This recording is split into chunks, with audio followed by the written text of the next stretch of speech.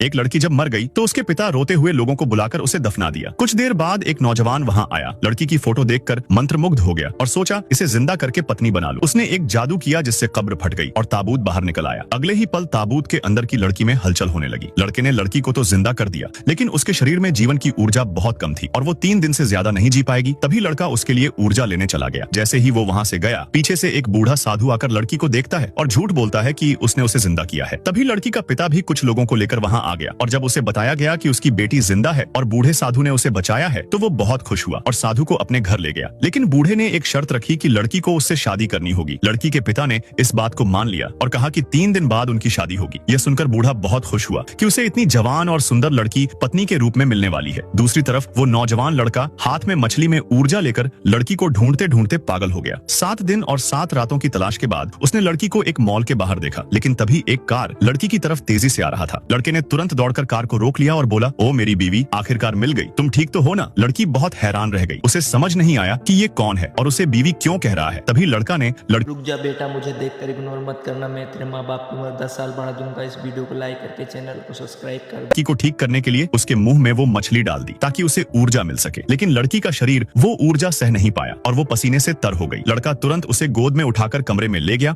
और उसका इलाज करने लगा। उसकी देखभाल से लड़की धीरे धीरे ठीक होने लगी। लड़की को लड़के की ताकत और उसके अपनापन देखकर उस पर विश्वास होने लगा। तभी अचानक लड़की का पिता कुछ लोगों के साथ वहां आ गया और समझा कि इस लड़के ने उसकी बेटी को अगवा किया है। जैसे ही सब लोग उस लड़के को मारने के लिए आगे बढ़ता है, तभी लड़का सभी को कुत्तों में बदल देता है। ये देखकर लड़की का पिता डर जाता है।